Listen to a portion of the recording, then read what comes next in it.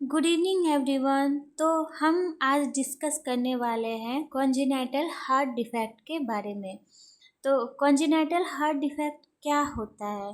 तो जनरली अगर हम लोग देखें, कॉमन भाषा में अगर लोग यूज़ करते हैं तो बोलते हैं हृदय में छेद हो जाना, मतलब heart in the hole in the heart. तो उसके बारे में आज हम लोग जानेंगे कि ये क्या होता है।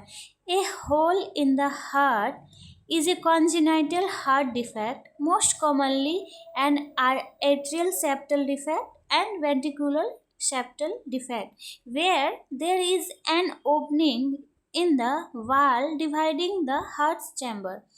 तो कहने का मतलब है, ये जो कॉन्जेनाइटल हार्ट डिफेक्ट होता है मोस्ट कॉमनली किस भाग में होता है, हार्ट के किस भाग में?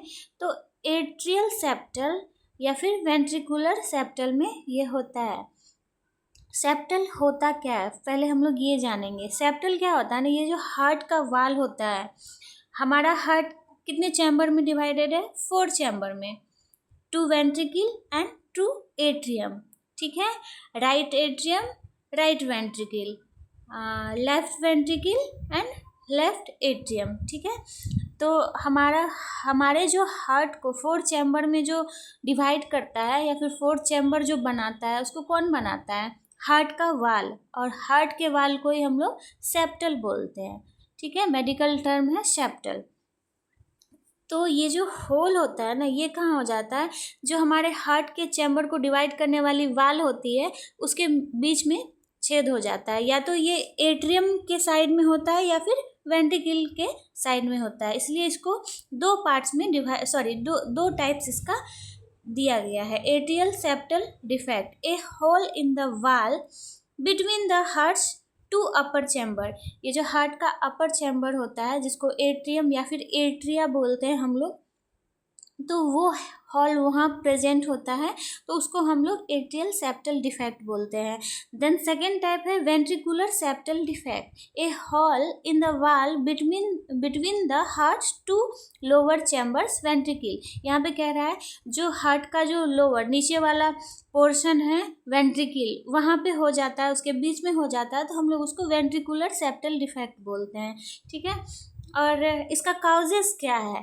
तो इसका काउजेस मेनली देखें तो जेनेटिक एंड क्रोमोजोमल एबनॉर्मेलिटीज़ के कारण होता है या फिर कुछ मैटरनल फैक्टर के कारण होता है। ठीक है, तो the exact cause are not also known. जो एग्जैक्ट काउज है ये अभी पता नहीं है। एक्चुअली जो एग्जैक्ट होता है वो अभी नहीं पता है, but genetic factors and chromosomal change during fetal development are often responsible.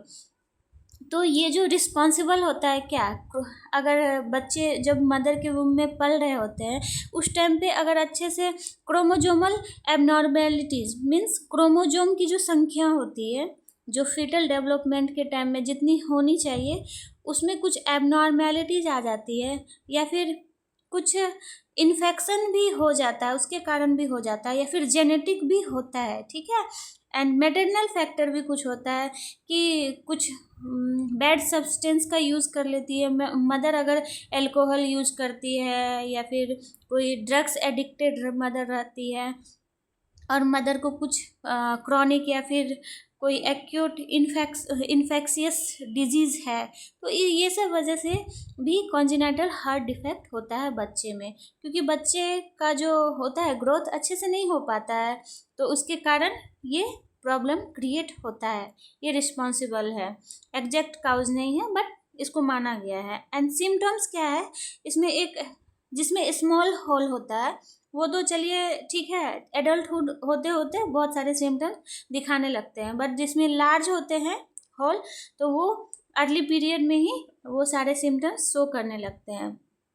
तो ये जो आर्टेरियल सेप्टल डिफेक्ट होता है या फिर वेंट्रिकुलर सेप्टल डिफेक्ट होता है, तो ये क्या होता है ना, अगर जो होल हो जाता है हमारे वेंट्रिकल में या फिर एट्रियम में हो जाता है, तो हमारे लेफ्ट साइड में जो एट्रियम होते हैं, वेंट्रिकल होते हैं, वो क्या करते हैं ना, ऑक्सीजनेटेड ब्लड कैरी करते हैं, और राइट साइड में जो होते हैं एट्रियम एंड वेंट्रिकल, वो डीऑक्सीजनेटेड ब्लड कैरी करते हैं। अगर इसमें होल हो जाता है तो क्या होगा, जो ऑक्सीजनेटेड ब्लड है वो इधर राइट साइड में आ जाएंगे, उसमें डीऑक्सीजनेटेड ब्लड में मिल जाएंगे। और ये जो लंग्स में जाता है, डीऑक्सीजनेटेड ब्लड लंग्स में जाता है प्यूरिफाई होने के लिए।